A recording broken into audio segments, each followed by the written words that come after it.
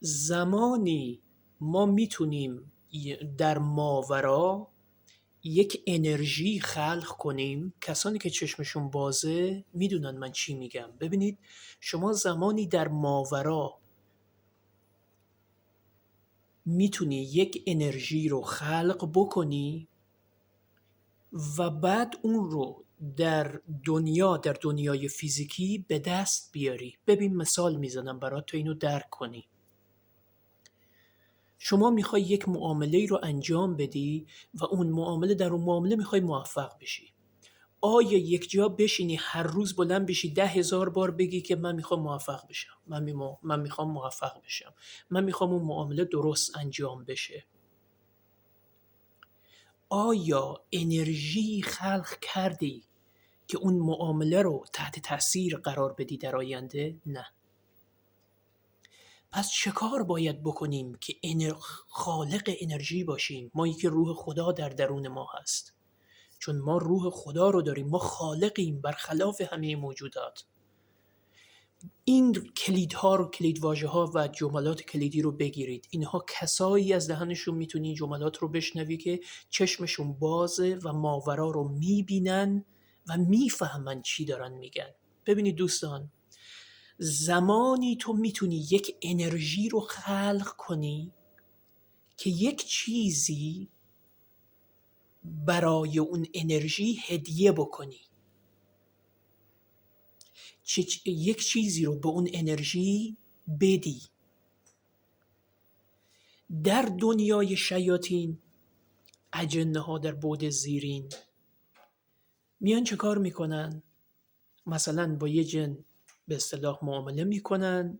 به هر حال آقایون، اونهایی که در مسیر شیطانی هستن، یک چیزی رو به اصطلاح شیطان برای این خود شیطانی انرژی دیگه. خب چون انرژیه، این انسان چون از وجود خودش نمیدونه که چقدر بزرگه، میره به اون متوسل میشه و اون انرژی رو یک چیزی بهش میده و یک چیزی هم از اون میگیره. اما انسان‌هایی که در مسیر نورن چی؟ آیا اونها هم مجبورن به این کار متوسل بشن؟ نه. انسانی که در مسیر نور هست خودش منبع نوره، منبع انرژیه، چون میدونه روح خدا در درونشه. میاد چه کار میکنه؟ میاد حالا میخواد انرژی خلق کنه دیگه. میاد چه کار میکنه؟ میاد مثلا 2 هفته دیگه، 20 روز دیگه میخواد معامله رو انجام بده. میاد 10 روز اینجوری حساب و کتاب میکنه برای خلق انرژی. میاد میگه که من برای اینکه به اون عمل برسم صادقانه و با ایمان کامل، همینجور الکی روی هوا نمیاد صحبت نمیکنه.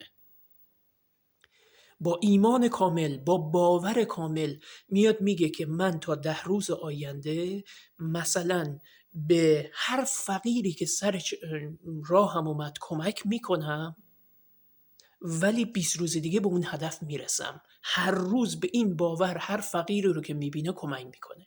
یا مثلا 10 روز میاد روزه میگیره، یا میاد یه قربانی میکنه. ببینید، برای خلق انرژی این فردی که فهمیده کی هست، در مسیر نور هست، برای خلق انرژی میاد از وجود خودش که انرژیه و انرژی ما بیپایانه. انرژی ما بیپایانه.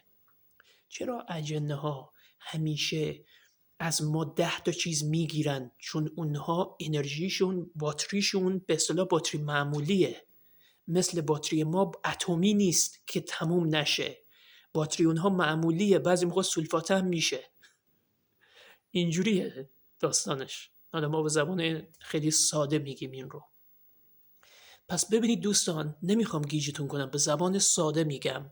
یک انسانی که در نور هست، در مسیر نور هست و از قدرت درون خودش باخبره، میاد میگه چی؟ میگه برای اینکه به اون هدف برسم ایثارگری میکنه.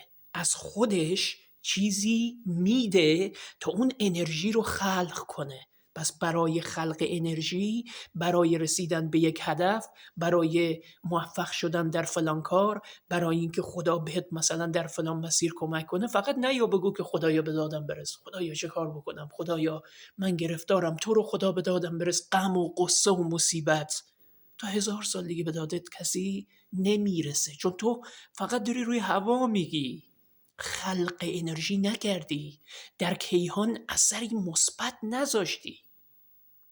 یادت باشه اثر مثبتی خلق نکردی. تا یک چیز مثبت در ماورا خلق